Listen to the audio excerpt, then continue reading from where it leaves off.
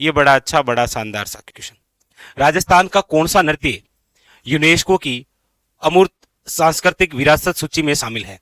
यानी राजस्थान का ऐसा कौन सा नृत्य है जो कि आपके अमूर्त रूप से सांस्कृतिक विरासत के अंदर शामिल है? तो आप कहेंगे सर, हमारे राजस्थान से जो अमूर्त रूप से विश्व विरासत के अंदर शामिल है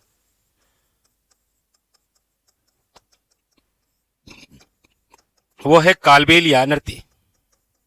कालबेलिया नृत्य। और इसको शामिल भी कब किया गया है? याद रखिएगा, इसको विश्व विरासत के अंदर शामिल किया गया है 2010 में। कब शामिल किया गया है? याद रखिएगा 2010। यानी कि ऑप्शन नंबर जो है वो है आपके सामने, B is A correct answer. याद रखिएगा 2010 के अंदर ही आपको पता हो तो मूर्त रूप से विश्व विरासत सूची के अंदर शामिल किया गया है जंतर मंतर को, जंतर मंतर जयपुर। तो 2010 के अंदर याद रखिएगा, अमूर्त रूप से पूछे तो कालबेलिया है, और 2010 के अंदर मूर्त रूप से पूछे तो जंतर मंतर है। ठीक है, ये भी थोड़ा सा ध्यान रखिएगा आप। चलिए अगला क्वेश्चन है, ये बड़ा अच्छा क्वेश्चन है। पूछा जा रहा है, भारतीय डाक विभाग ने किस लोक देवता की फड़ पर डाक टिकट जारी किया? बाबूजी, देवनारायण जी, रामदेव जी या फिर तेजा जी? देखिए ये क्वेश्चन थोड़ा और बड़ा शानदार सा बन सकता था, क्वेश्चन पूछ लेता। जैसे मैं आपसे पूछूं, देवनारायण जी पर डाक टिकट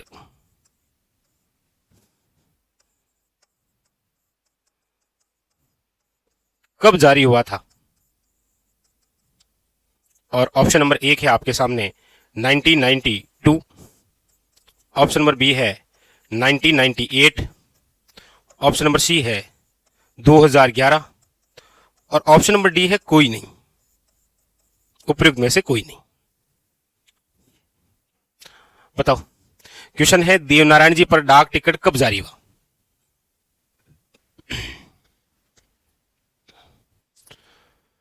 देखिए, हाँ, तो इस प्रकार से क्वेश्चन बनता है, वेरी वेरी इंपॉर्टेंट।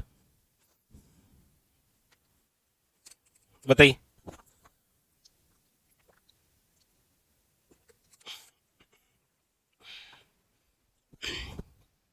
लेकिन यहां क्वेश्चन समझने वाला है। यहां पर क्वेश्चन है देवनारायण जी पर डाक टिकट कब जारी हुआ। यही क्वेश्चन बन जाए देवनारायण जी की फड़ पर डाक टिकट कब जारी हुआ।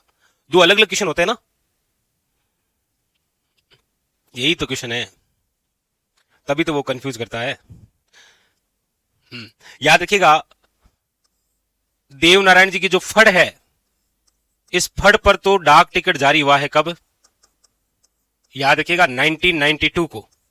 लेकिन देवनारायण जी पर जो डाक टिकट जारी हुआ है वो हुआ है 2011 को। ठीक है, वेरी वेरी इंपॉर्टेंट, याद रखिएगा। तो डाक टिकट किस पर पूछ रहा है? फड़ पर पूछ रहा है या स्वयं पर पूछ रहा है? ठीक है, चलिए, तो थोड़े से ऐसे प्रश्न आए तो आप थोड़ा। और इधर भारतीय डाक विभाग ने किस लोक देवता की फड़ पर? तो देवनारायण जी, ऑप्शन नंबर बी। अगला, मंजीरा, तानपुरा, चौतारा वाद्य यंत्रों का प्रयोग अधोलिखित किस नृत्य में किया जाता है? यानी ऐसा कौन सा नृत्य है जिसके अंदर मंजीरा, तानपुरा, चौतारा या फिर वाद्य यंत्रों का प्रयोग करते हैं? आप कहेंगे सर पहला ऑप्शन दे रखा है गौरी। देखिए, गौरी के अंदर जिस वाद्य यंत्र का प्रयोग करते हैं वो तो है आपके मांदल। कौन सा है? मांदल। वालर जो नृत्य है ये तो बिना वाद्य यंत्र के है, इसमें किसी भी प्रकार के वाद्य यंत्र का उपयोग नहीं लेते हैं, बिना वाद्य यंत्र के किया जाने वाला है वालर। फिर है तेरे ताली नृत्य। देखिए, इस नृत्य का नाम क्या है? आप कहेंगे सर तेहरा ताली नृत्य। इस नृत्य का नाम तेहरे ताली क्यों है? क्योंकि इसमें 13 प्रकार के मंजीरों को उपयोग में लेते हैं। 13 प्रकार मंजीरे। कितने हैं? 13। अच्छा, ये जो 13 मंजीरे होते हैं, याद रखिएगा, इनमें से 9 तो आपके दाएं पांव पर, एक एक आपके हाथों में, और एक एक कोहनी पर सजाया जाता है। 13 मंजीरे। तो मंजीरा जो है वो जिस नृत्य में प्रयुक्त होता है वो है तेहरे ताली नृत्य। ठीक है, हाँ, 13 प्रकार के मंजीरे यूज होते हैं यहां। 13। ऑप्शन नंबर है B is A correct answer. अगला है निम्न में से कौन सा नृत्य राजस्थान के कालबेलिया का नहीं है? इनमें से ऐसा कौन सा नृत्य है जो कि कालबेलिया जाति का नहीं है? देखिए, कालबेलिया जाति की हम बात करते हैं तो कालबेलियाओं द्वारा किए जाने वाले जो नृत्य हैं वो हमारे राजस्थान में टोटल 4 नृत्य हैं। कौन कौन से नृत्य हैं? देखिए, बांगड़िया नृत्य है, इडोनी नृत्य है, पणिहारी नृत्य है और याद रखिएगा संकरिया नृत्य है। बस ये 4 प्रकार के ही तो नृत्य हैं कालबेलिया जाति से। तो संकरिया है, पणिहारी है, इडोनी है। जो नहीं है वो है चरी नृत्य, क्योंकि चरी नृत्य का संबंध जिस समाज से है वो है गुज्जर समाज। अतिथि सत्कार के तहत किया जाने वाला नृत्य है चरी नृत्य, गुज्जर समाज। ठीक है, याद रखिएगा। अगला देखिए, अगला है आपके सामने, निम्नलिखित में से कौन सी चित्रशैली पंचतंत्र चित्रांकन के लिए भी जानी जाती है? अब देखिए, 2 प्रकार के अलग अलग क्वेश्चन आते हैं। दोनों क्वेश्चनों को आपको समझने की आवश्यकता है। किस प्रकार से आते हैं दोनों प्रकार के अलग अलग क्वेश्चन? देखिए, एक तो पूछा जाए कलीला और दमना का चित्रण, एक पूछा जाए पंचतंत्र का चित्रांकन। अब आप कहेंगे सर इन दोनों में फर्क क्या है? क्योंकि कलीला और जो दमना है ये पंचतंत्र जो ग्रंथ है जिसके लेखक विष्णु शर्मा है, इसी के तो 2 पात्र है भेड़िए। लेकिन याद रखिएगा, कलीला दमना का जो चित्रण है ये यदि आपको पूछा जाए तो फिर आपको याद रखना है कि वो तो है मेवाड़ चित्रशैली। लेकिन बात जब संपूर्ण ग्रंथ की आएगी पंचतंत्र का चित्रांकन, तो याद रखिएगा फिर ये मारवाड़ हो जाएगी। मारवाड़, वेरी वेरी इंपॉर्टेंट, याद रखिएगा। तो यहां पर पंचतंत्र का चित्रांकन है, ऑप्शन नंबर है सी इज करेक्ट आंसर, याद रखिएगा Marwar, very very important, Marwar. ठीक है, चलिए। हाँ, पंचतंत्र के जो लेखक है ना उनका नाम है विष्णु शर्मा। तो 2 अलग अलग बातें हैं ना। अगला, सपेरों का कौन सा लोक वाद्य यंत्र प्रसिद्ध है? सपेरा। बहुत अच्छा क्वेश्चन बनता है कि राजस्थान में सांपों को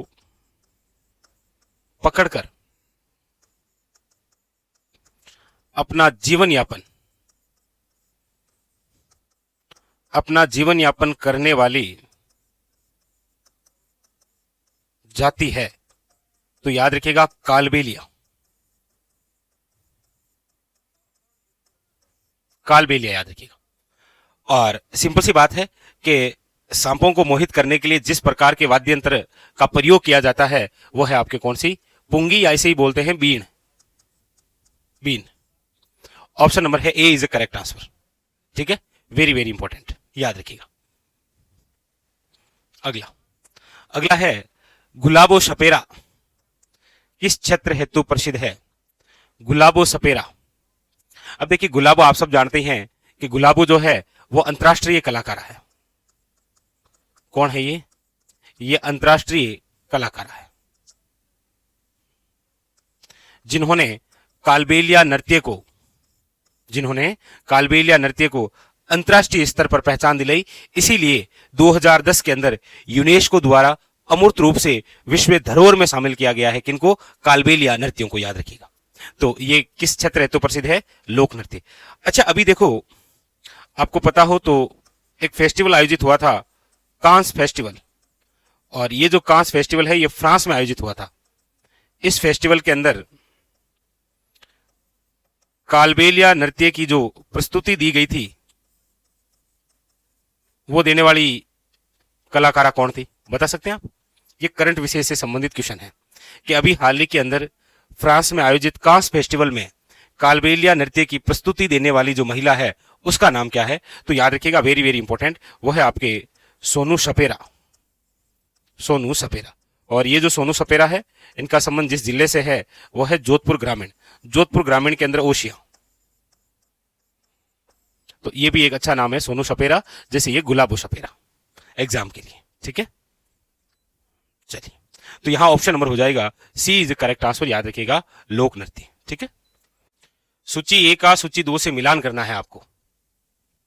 एक तरफ कुछ उपनाम दे रखे हैं और सामने उन्हीं उपनामों से संबंधित लोक देवता है। मिलान करना है कि कौन से लोक देवता का कौन सा उपनाम है। देखिए जहार पीर, जहार पीर किन्हें कहा गया है, तो आप कहेंगे सर ये गजनवी ने कहा था घोगा जी को, जहार पीर। शिव का अवतार, और ये आप सब जानते हैं कि जो तेजाजी हैं, वीर तेजाजी, ये किनके अवतार हैं, भगवान शिव के, याद रखिएगा। लक्ष्मण का जो अवतार है वो है आपके कौन से, आप कहेंगे सर बाबू जी। और रामशाह पीर के नाम से किन्हें जाना जाता है, याद रखिएगा रामदेव जी। तो बस मिलान कर दीजिए।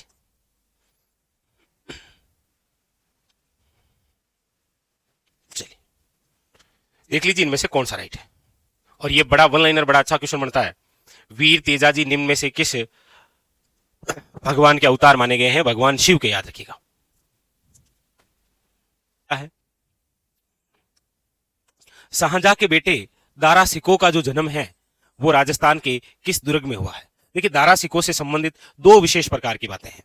एक तो आपको पूछा जाता है कि ये जो शाहजहां का पुत्र है दारा सिको, एक तो इसका जन्म हमारे राजस्थान के किस किले में हुआ है, और एक हमारे राजस्थान के किस किले में इनको कैद किया गया है। दो बातें हैं। तो याद रखिएगा इनका जो जन्म है वो तो है आपके तारागढ़ किला, कौन सा, अजमेर वाला। और एक याद रखिएगा दारा सिको को जिस किले में कैद किया गया है ना, वो है आपके वेरी वेरी इंपॉर्टेंट, याद रखिएगा कांकनवाड़ी का किला। औरंगजेब द्वारा से कैद किया गया ना, और ये जो कांकनवाड़ी का किला है ये आपके कहां पर है, अलवर के अंदर। तो दारा सिको का जन्म जिसमें हुआ है वो तारागढ़ आपके अजमेर वाला है। ठीक है, चलिए अगला। अगला है आपके सामने कुमठ दुर्ग के नाम से कौन सा दुर्ग जाना जाता है। कुमठ दुर्ग हुआ क्या कि ये जो बालोतरा जिले के अंदर वर्तमान में जो शिवाना किला आता है ना, इसके आसपास में कुमठ के वृक्ष बहुत जाता है। कुमठ जानते हैं आप, बीज आते हैं। आपने सब्जी खाई होगी पंचकुटा, इसके अंदर जो होता है ना काचरी, और काचरी के साथ ये कुमठ, यही है वो। सांगरी, केर और गुंदा, ये जो पंचकुटा होता है ना, इसके अंदर ये जो कुमठ है, इस कुमठ के वृक्ष ज्यादा हैं, इसीलिए याद रखिएगा जो शिवाना किला है इसे कहा जाता है कुमठ दुर्ग, याद रखिएगा। और वैसे ये जो शिवाना किला है, याद रखिएगा ये आपके मारवाड़ शासकों की संकटकालीन स्थली है, संकटकालीन स्थली। ठीक है, तो यहां पर जो ऑप्शन नंबर है वो हो जाएगा सी इज द करेक्ट आंसर, याद रखिएगा शिवाना। ठीक है, याद रखिएगा। हाँ, वो हल्देश्वर पहाड़ी भी उधर ही है, बिल्कुल सही है।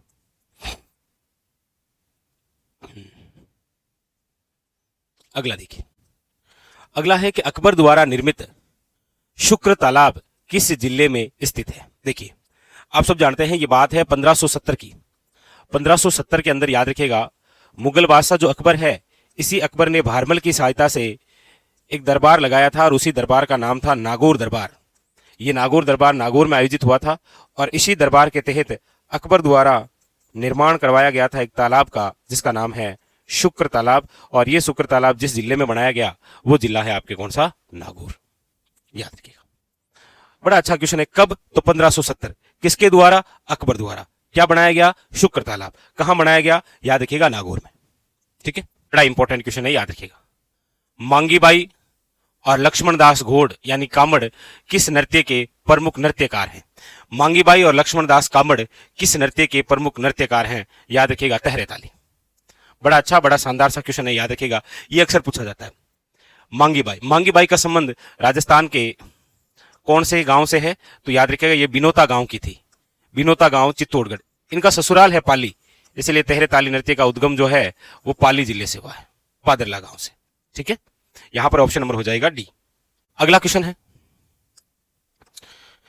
तेजाजी से संबंधित निम्नलिखित में से कौन सा स्थल सुमेलित नहीं है। यानी कि 4 स्थान दे रखे हैं, और चारों जो स्थान है वो तेजाजी से संबंध है, लेकिन किस प्रकार से संबंधित है। देखिए ऑप्शन नंबर 1 है खरनाल, और सामने दे रखा है जन्म स्थल। आप सब जानते हैं कि वीर तेजाजी महाराज का जो जन्म है वो आपके नागौर जिले के खरनाल में हुआ है, यानी कि ये तो सही है। फिर दे रखा है पनेर, और सामने दे रखा है ननिहाल, जबकि आप सब जानते हैं कि पनेर के अंदर तेजाजी का ससुराल था। पूछ भी क्या रहा था कि निम्न में से कौन सा सुमेलित नहीं है, तो ऑप्शन नंबर बी। बाकी सुरसुरा इनकी समाधि स्थली है, परबसर मेला है, वीर तेजाजी पशु मेला। तो ऑप्शन नंबर जो है वो याद रखिएगा बी है, वो आपके इनकरेक्ट है। ठीक है, अगला लीजिए। अगला है तेजाजी के चबूतरे को थान कहते हैं, तो पुजारी को कहा जाता है। तेजाजी के जो चबूतरे हैं ना उन्हें थान कहा जाता है, तो पुजारी को क्या कहते हैं? शरणागत, सोहड़, देवजी या घोड़ला? तो याद रखिएगा घोड़ला। ऑप्शन नंबर जो है वो है C is the correct answer. Tejaji के जो पुजारी होते हैं उन्हें घोड़ला कहा जाता है, जबकि कपड़े के घोड़े जिन लोक देवता को समर्पित होते हैं वो रामदेव जी है।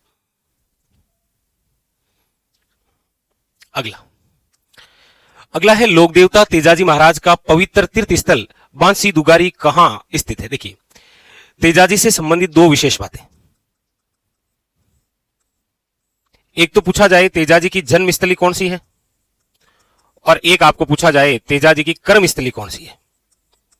जन्मस्थली तो याद रखिएगा खरनाल है, और ये जो खरनाल है ये आपके नागौर में है, और इनकी जो कर्मस्थली है वो है आपके बांसी दुगारी, और बांसी दुगारी आप जानते हैं कहां है?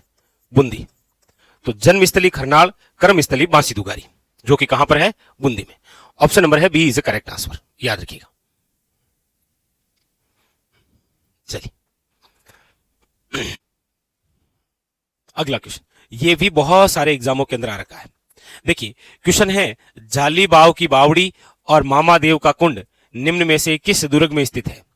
जाली बाव या झाली रानी की बावड़ी, या फिर आपके सामने होता है मामा देव का कुंड, ये किस किले में है? बताइए। देखिए, जाली बाव, मामादेव कुंड, पृथ्वीराज सिसोदिया की छतरी, मामादेव मंदिर, जिस मंदिर का उपनाम है वो है कुंभ श्याम मंदिर, याद रखिएगा। ये जिस किले की बात हो रही है वो किला है आपके कौन सा? याद रखिएगा कुंभलगढ़। ठीक है, और कुंभलगढ़ किला आप जानते हैं कहां पर है? राजसमंद में। ठीक है, हाँ यही वही मामादेव कुंड है जहां पर उदा द्वारा अपने पिता कुंभा की हत्या की गई थी। इसीलिए तो उदा को कहा जाता है मेवाड़ का पितृहंता, यानी कि पितृहंता से तात्पर्य ऐसा व्यक्ति जिसने अपने ही पिता की हत्या की हो, पितृहंता। ठीक है, अगला क्वेश्चन, कुंभलगढ़ दुर्ग का प्रमुख शिल्पी कौन था? हमारे राजस्थान में वैसे बहुत कम ऐसे किले हुए हैं जिनके वास्तुकार यानी कि शिल्पी आपको याद रखने होते हैं। देखिए, एक तो आपके सामने ये दे रखा है कौन सा? कुंभलगढ़ किला, और एक आपको बताना है भटनेर किला। देखिए, कुंभलगढ़ किले के तो जो वास्तुकार हैं वो जग जाहिर है, आप सब जानते हैं, मंडन। आप ये कमेंट करके जरूर बताइए कि भटनेर किले के वास्तुकार कौन है। फटाफट कमेंट करिए तो, भटनेर किले के वास्तुकार कौन है? बताइए फटाफट।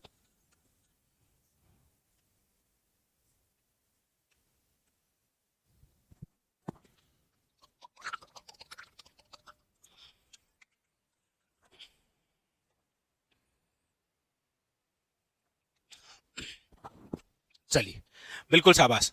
भटनेर किला जो है इसके वास्तुकार जो है वह है आपके केकैया, और यह है कहां पर? याद रखिएगा हनुमानगढ़। बड़ा अच्छा, बड़ा शानदार सा क्वेश्चन है। चलिए नेक्स्ट, अगला है रूप सिंह शेखावत किस नृत्य के प्रमुख नृत्यकार हैं? रूप सिंह शेखावत, बताइए।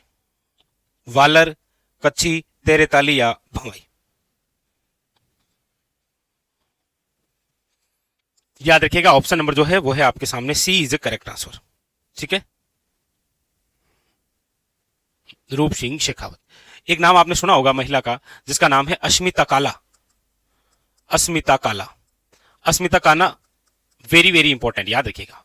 इस महिला का नाम आपने इसीलिए सुना होगा क्योंकि अस्मिता काला वह महिला है जिसने अपने सिर पर 111 मटके रखकर नृत्य किया था, इसीलिए अस्मिता काला का जो नाम है वो आपको पता हो तो लिम्का बुक वर्ल्ड रिकॉर्ड में दर्ज किया गया था, अश्मिता काड़ा। तो ऑप्शन नंबर जो है वो है आपके सामने सी, भवाई। अगला देखिए, अब ये देखिए, ये आपके सीईटी ग्रेजुएशन के अंदर आया, बड़ा अच्छा क्वेश्चन है।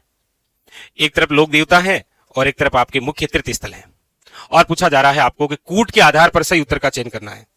कूट के आधार पर बताना है आपको। बताइए। देखिए तलीनाथ जी, ये तलीनाथ जी है, बार बार एक हम पढ़ते आ रहे हैं, वो मलिनाथ जी है। हाँ, दोनों ही राठौड़ है। मलिनाथ जी है तिलवाड़ा बालोतरा, ठीक है। और तलीनाथ जी जो है ये है आपके, याद रखिएगा, पांचोटा गांव है, पंचमुखी पहाड़ी है, जालोर। तेजा जी आपके परबसर नागौर से संबंधित है। देवनारायण जी, हाँ परबसर अब हालांकि नागौर में नहीं है, परबसर अब आपके डीडवाना कुचामण में है, ठीक है। देवनारायण जी जो है इनका आपके आसिंद भीलवाड़ा से, और पाबू जी आपके कोड़ू फलोदी, ये देखिए कोड़ू गांव फलोदी। तो मिलान कर दीजिए। वेरी वेरी इंपॉर्टेंट, इस प्रकार के क्वेश्चन आते हैं आजकल एग्जाम में। अगला है, नारियों द्वारा शिकार चित्रण किस चित्रकला शैली की प्रमुख विशेषता है। एक तो ये क्वेश्चन, और एक ये बड़ा और इंपॉर्टेंट क्वेश्चन है कि राजा के साथ रानियों को भी शिकार करते हुए दर्शाया गया है। यानी राजा के साथ रानियों को भी शिकार करते हुए दर्शाया गया है। और एक क्वेश्चन, नारियों द्वारा शिकार चित्रण चित्रकला शैली की विशेषता है, तो याद रखिएगा कोटा शैली। तो यानी कि कोटा जो चित्र शैली है उससे लगभग एक ही प्रकार का क्वेश्चन बन रहा है, और वो है आपके इस नाम से, शिकार के दृश्य, शिकार शैली, नारियों को शिकार करते हुए दर्शाया गया। अच्छा, कोटा चित्रकला के वह शासक जिनके समय शिकार के दृश्य ज्यादा आए थे वो है उमेद सिंह का काल। यही क्वेश्चन है आसपास में, ठीक है। चलिए अगला देखिए। अब ये दीजिए, ये क्वेश्चन आगे आपके सामने पूछा जा रहा है कि राजस्थान के लोक नृत्यों का शिरमोर, देखिए क्या क्या। एक तो आपको पूछा जा सकता है नृत्यों का शिरमोर, एक आपको पूछा जा सकता है रजवाड़ी नृत्य, एक आपको पूछा जा सकता है नृत्यों की आत्मा, एक आपको पूछा जा सकता है नजाकत वे नपाशत का नृत्य, नजाकत वे नपाशत नृत्य। तो नजाकत, नपाशत, नृत्यों का शिरमोर, रजवाड़ी नृत्य और नृत्यों की आत्मा, ये सारे जिसके उपनाम है वो है घूमर। और घूमर आपको पता ही है राज्य लोक नृत्य है, याद रखिएगा, हमारे राजस्थान का राज्य लोक नृत्य है घूमर।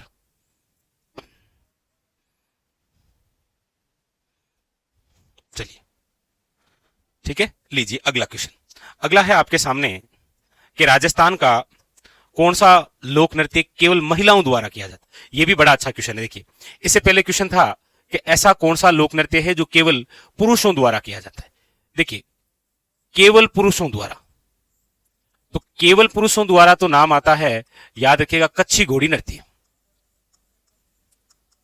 केवल पुरुषों द्वारा जो नृत्य है वह है आपकी, याद रखिएगा, कच्छी घोड़ी नृत्य। लेकिन जब बात केवल महिलाओं की आए तो वैसे तो बहुत सारे नृत्य हैं, लेकिन यहां पर यही पूछा जा रहा है कि केवल महिलाओं द्वारा कौन सा नृत्य किया जाता है। यहां पर ऑप्शन में है चांग नहीं, ये चंग नृत्य है, घेर नृत्य है, घूमर है और ढोल नृत्य है। तो याद रखिएगा वो है घूमर नृत्य। यहां पर भी एक विशेष बात है, देखो ये जो घूमर नृत्य है, वेरी वेरी इंपॉर्टेंट, ये महिला प्रधान नृत्य है, महिला प्रधान नृत्य। लेकिन याद रखिएगा ये जो घूमर नृत्य है ये पुरुष रस प्रधान नृत्य है, पुरुष रस प्रधान नृत्य। पुरुष बैठकर केवल आनंद लेता है, पुरुष रस प्रधान नृत्य और महिला प्रधान नृत्य, याद रखिएगा, ठीक है। लीजिए अगला, बड़ा अच्छा, बड़ा शानदार सा क्वेश्चन। क्या पूछा जा रहा है, देखिए पूछा जा रहा है राजस्थान के किस लोक देवता ने अपनी पत्नी की प्रेरणा से योग साधना की दीक्षा ली थी। यानी ऐसे कौन से लोक देवता हुए हैं जिन्होंने अपनी पत्नी की प्रेरणा से, क्योंकि पहले वे शासक हुआ करते थे। आप जब मारवाड़ रियासत की बात करते हैं और मारवाड़ रियासत के अंदर जब राठौड़ वंश की बात करते हैं तो राठौड़ों में शासक थे राव मलिनाथ जी, याद रखिएगा। और ये जो राव मलिनाथ जी हैं ये मारवाड़ के शासक थे, लेकिन इनकी जो पत्नी है जिनका नाम है रूपादे, जिन्हें कहा जाता है बरसात की देवी, क्या कहा जाता है, बरसात की देवी, जिनका मंदिर जो है वो बना हुआ है मालाजाल गांव में। तो अपनी पत्नी से प्रेरित होकर योग साधना करने वाले जो लोक देवता हैं वो है आपके कौन, राव मलिनाथ जी, याद रखिएगा। ऑप्शन नंबर जो है वो है B is a correct answer, यानी कि ये पति और पत्नी दोनों ही एक लोक देवता और एक लोक देवी के रूप में लोकप्रिय है, याद रखिएगा। हाँ, रूपादे जिन्हें बरसात की देवी कहा जाता है। Option number B. अगला देखिए, अगला है तिलवाड़ा।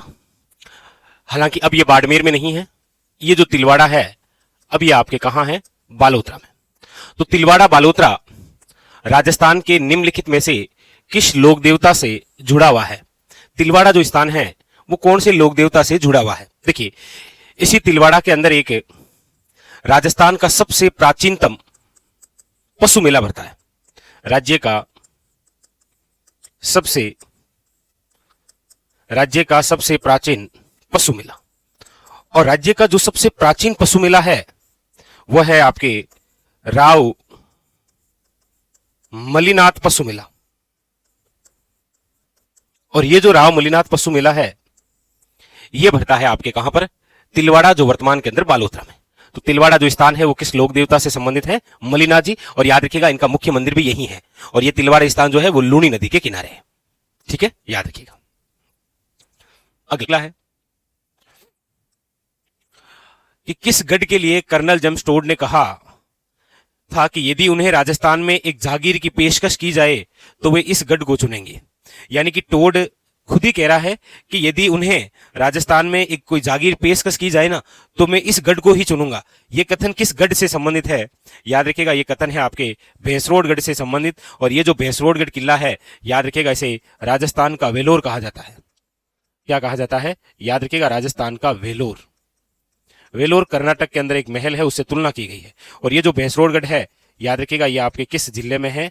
चित्तौड़गढ़ में। ये किस प्रकार का एक किला है? याद रखिएगा ये जल दुर्ग है, क्योंकि ये चंबल और बामनी नदियों के संगम पर बना हुआ है, ठीक है, बिल्कुल। और इस किले के निर्माण की यदि हम बात करते हैं तो दो व्यापारी हुआ करते थे, एक का नाम था भैंसा और दूसरे का नाम था रोड़ा। तो भैंसा और रोड़ा जो दोनों व्यापारी हुआ करते थे, इन्होंने इस किले को बनाया। और याद रखिएगा ये हमारे राजस्थान का एकमात्र ऐसा किला है जिसका निर्माण व्यापारियों द्वारा करवाया गया। ये भी अपने आप में एक यूनिक बात है, ठीक है। चलिए,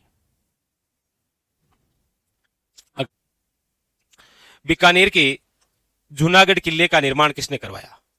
बीकानेर का जो जूनागढ़ है इसका निर्माण किसने करवाया था? देखिए, दो तीन बातें बड़ी खास है। नहीं, मालदेव की नहीं है जी, मालदेव की तो जेता और कुंपा है, जेमल फता उदय सिंह के, ठीक है। देखिए, जूनागढ़ जो किला है इसे कहा जाता है जमीन रा झेंवर, याद रखिएगा। क्या कहा जाता है? जमीन रा झेंवर। क्योंकि ये जो जूनागढ़ किला है ये एक प्रकार का धानवन दुर्ग है, और दूसरी बार ये लाल पत्थरों से निर्मित है। दूर से देखने पर ऐसा लगता है जैसे जमीन पर कोई झेंवर, कोई आभूषण रखा हुआ हो, लाल पत्थरों से। और वैसे भी जूनागढ़ किले के बारे में तो पंडित दीनानाथ शर्मा का एक कथन है कि हमने सुना है दीवारों के कान होते हैं लेकिन यहाँ की दीवारें बोलती है। और इसका जो निर्माण है वो किसने करवाया है? याद रखिएगा महाराजा राय सिंह ने इस किले का निर्माण करवाया, ठीक है। वेरी वेरी इंपॉर्टेंट, याद रखिएगा। 1589 से 94 तक, ठीक है। कब करवाया है? 1589 से लेकर 94 तक। इनके एक मंत्री थे जिनका नाम था करमचंद, उसकी देखरेख में करवाया था इन्होंने। शानदार सा क्वेश्चन, आजकल इसी प्रकार के क्वेश्चन आ रहे हैं। ये देखिए, लाइब्रेरियन ग्रेड सेकंड में आया, एक तरफ लोक देवता है और एक तरफ प्रतीक चिन्ह मान लीजिए आप, पूछा जा रहा है। कल्ला जी, गोगा जी, करणी माता और पाबू जी। तो सबसे पहले मिलान कोशिश कीजिए, जो आपको आ रहा है ना वो सबसे पहले अप्लाई करना होता है। आप कहेंगे सर पाबू जी का तो कंफर्म है ऊंट, क्योंकि ऊंट लाने का श्रेय पाबू जी को ही तो है। करणी माता जो है वो है आपके चूहों की देवी। गोगा जी जो है वो सर्पों के देवता है। बच्चे कौन? कल्ला जी। कल्ला जी जो राठौड़ है ना, इनको दक्षिणी राजस्थान के अंदर भूत प्रेत के इलाज के रूप में इनकी पूजा की जाती है। तो भूत प्रेत से संबंधित है कल्ला जी राठौड़, याद रखिएगा। अगला लीजिए, अगला है राजस्थान के किस संप्रदाय के लोक पुरुषों द्वारा अग्नि नृत्य किया जाता है? सीटी 10+2 में आया ये, तो आप कहेंगे सर जसनाती जो सिद्ध है उनके द्वारा ये नृत्य किया जाता है। कौन सा? आपके अग्नि नृत्य। ठीक है, चलिए अगला देखिए। अगला है निम्नलिखित में से कौन सा नृत्य जसनाती संप्रदाय के अनुयायियों द्वारा किया जाता है? अब वही बात है, या तो पूछेगा अग्नि नृत्य किससे संबंधित है, या फिर संप्रदाय का नाम देकर पूछ लेगा कि संप्रदाय से संबंधित नृत्य कौन सा है। देखिए अग्नि नृत्य, अग्नि नृत्य किस क्षेत्र से संबंधित है? तो याद रखिएगा कत्रियासर। कत्रियासर कहां पर है? तो याद रखिएगा बीकानेर। पहली बात। दूसरी इंपॉर्टेंट बात कि ये जो अग्नि नृत्य है कत्रियासर बीकानेर से संबंधित है, ये किस संप्रदाय से? तो याद रखिएगा जसनाती संप्रदाय। ठीक है। अच्छा, ये अग्नि नृत्य जो है इसके तहत एक घोष होता है, कौन सा? तो आप कहेंगे सर वो होता है फतेह फतेह। याद रखिएगा ये भी इंपॉर्टेंट है, फतेह फतेह। अच्छा, अग्नि नृत्य कैसे करते हैं? तो जसनाती जो सिद्ध हैं उनके द्वारा नंगे पांव होकर धधकते हुए अंगारों पर फतेह फतेह के साथ, घोष के साथ किया जाने वाला नृत्य है अग्नि नृत्य। याद रखिएगा option number A is correct answer. ठीक है, A is correct answer, very very important. ठीक है, चलिए अगला कि चार हाथों वाले लोक देवता किसे कहा जाता है? मलिनाथ जी, झुंझार जी, कल्ला जी या फिर फत्ता जी। चार हाथों वाले देवता। देखिए बात चित्तौड़ के तीसरे शाखे की है। आप सब जानते हैं कि चित्तौड़ का जो तीसरा शाखा है वो हुआ है आपके 1567 टू 68। इस चित्तौड़ के तीसरे शाखे के समय जो चित्तौड़ है वो जिनके हाथों में था वो थे जयमल फत्ता। ये जो जयमल मेड़तिया है, इस जयमल मेड़तिया के भतीजे थे कल्लाजी राठौड़। और कहते हैं कि युद्ध भूमि के अंदर जब जयमल घायल हो गए थे तो जयमल को अपने कंधों पर बैठाया था, किसने? कल्लाजी राठौड़ को। इसीलिए अकबर ने इन्हें कहा था चार हाथों वाले देवता। ऑप्शन नंबर है आपके सामने सी इज करेक्ट आंसर, कल्लाजी। हाँ, कल्लाजी राठौड़। अगला देखिए, ये आपके सीटी ग्रेजुएशन में आया। एक तरफ लोक देवता है और एक तरफ इनके जन्म स्थान है, मिलान करना है कूट के आधार पर। हाँ, देवनारायण जी जो है वो विष्णु के हैं, रामदेव जी हैं वो भगवान श्री कृष्ण के हैं। गोगा जी, बाबू जी, हड़बू जी और फत्ता जी। देखिए गोगा जी की जो जन्मस्थली है तो आप कहेंगे सर वो है ददरेवा, और ददरेवा कहां पर है? तो आप कहेंगे सर चूरू। बाबू जी की जो जन्मस्थली है वो है कोड़ू, कोहू नहीं है, ये कोड़ू है। कोड़ू वर्तमान के अंदर है फलोदी में, याद रखिएगा। कहां है? फलोदी के अंदर। अच्छा, हड़बू जी का जो जन्म है वो हुआ है भुंडेल गांव में, और भुंडेल गांव कहां पर है? याद रखिएगा नागौर में। अब एक ही बचा है। फत्ता जी सांतू, सांतू कहां है? एक सांचू है बीकानेर में, याद रखना। ये सांतू है जालोर में। ठीक है, बस मिलान कर दीजिए। चलिए अगला लीजिए। अगला है आपके सामने, किस दुर्ग का सबसे ऊंचा भाग मीरान साहब की दरगाह कहलाता है? यानी कि मेहरानगढ़ जब किला पढ़ते हैं आप, और आप जब तारागढ़ किला पढ़ते हैं अजमेर वाला, तारागढ़ किला कौन सा? अजमेर वाला। और मेहरानगढ़ किला आप पढ़ते हैं जोधपुर वाला। तो मेहरानगढ़ किले के अंदर आप पढ़ते हैं कि यहां पर है भूरे खां की मजार। किसकी है? भूरे खां की मजार। और तारागढ़ अजमेर जब आप पढ़ते हैं तो आप यहां पढ़ते हैं कि घोड़े की मजार, पढ़ते हैं ना। ये जो घोड़े की मजार है, आप में से कोई बता सकता है ये घोड़ा किसका था? और यहीं पर है आपकी किसकी? मीरान साहब की दरगाह, तारागढ़ अजमेर, याद रखिएगा। ऑप्शन नंबर जो है वो है बी इज करेक्ट आंसर। ठीक है, याद रखिएगा। पूछा जा रहा है governor general Lord William Bentinck ने किस दुर्ग को दुनिया का दूसरा जिब्राल्टर कहा है? ये देखिए ये भी बड़ा यूनिक सा क्वेश्चन है। अब आप में से मुझे कमेंट करके कौन बताएंगे ये दो बड़े महत्वपूर्ण बिंदु। देखो, एक तो ये है कि दूसरा जिब्राल्टर किसने कहा, और एक ये भी है कि पूर्व का जिब्राल्टर किसने कहा। और ये दोनों ही संज्ञा जिस किले को है वो किला तो है आपके तारागढ़, और तारागढ़ किला कौन सा? याद रखिएगा अजमेर वाला। यानी कि यहां पर इसका आंसर तो डी हो जाएगा, लेकिन याद रखिएगा दूसरा जिब्राल्टर जिसने कहा है वो तो है लॉर्ड विलियम बेंटिक, लेकिन पूर्व का जिब्राल्टर किसने कहा है? तो याद रखिएगा बिशप हेबर ने। किसने कहा था? बिशप हेबर ने। अगला है आपके सामने चित्रकला के संदर्भ में निम्न में से कौन सा विकल्प सही नहीं है? 4 ऑप्शन दे रखे हैं और आपको पूछा जा रहा है कि इन 4 ऑप्शनों में से कौन सा जो है वो गलत है, बताइए। वेरी वेरी इंपॉर्टेंट, बहुत अच्छा सा क्वेश्चन है आपके सामने। देखिए क्या कह रहा है। सालिग्राम, सालिग्राम नाम आते ही आ गया दिमाग में कि सालिग्राम, बख्शाराम और नंदराम ये अलवर शैली के ही कलाकार हैं। आप कहेंगे बिल्कुल सही है ये तो। आला गिल्ला जो पद्धति है इसका सर्वप्रथम प्रारंभ जो है वो आमेर में ही हुआ है। आप कहेंगे सर ये भी सही है। अच्छा, रघुनाथ डालू, डालू फॉर कोटा, कोटा शैली के ही चित्रकार हैं। आप कहेंगे सर ये भी सही है। चोखेड़ाव का महल संबंध बीकानेर शैली से है। आप कहेंगे नहीं सर, चोखेड़ाव जो महल है, चोखेड़ाव महल, ये महल आपके राव मालदेव ने बनाया था 16वीं शताब्दी में।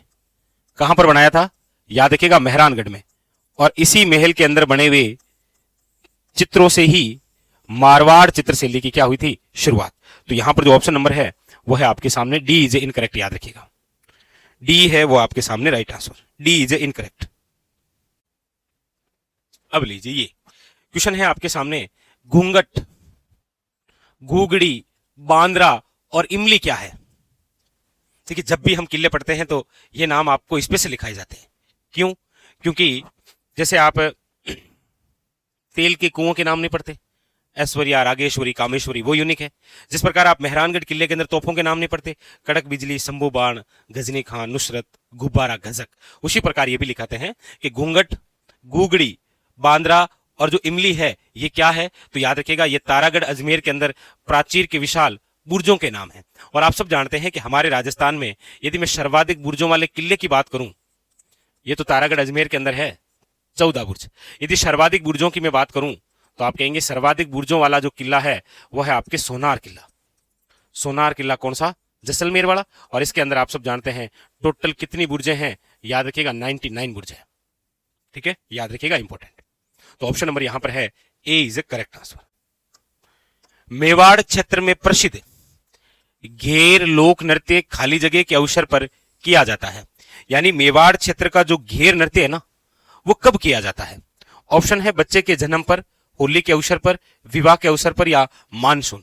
अब देखिए सिंपल सी बात, आप जानते हैं कि मेवाड़ क्षेत्र में प्रसिद्ध घेर, अच्छा घेर कब खेली जाती है? तो आप कहेंगे सर होली के अवसर पर।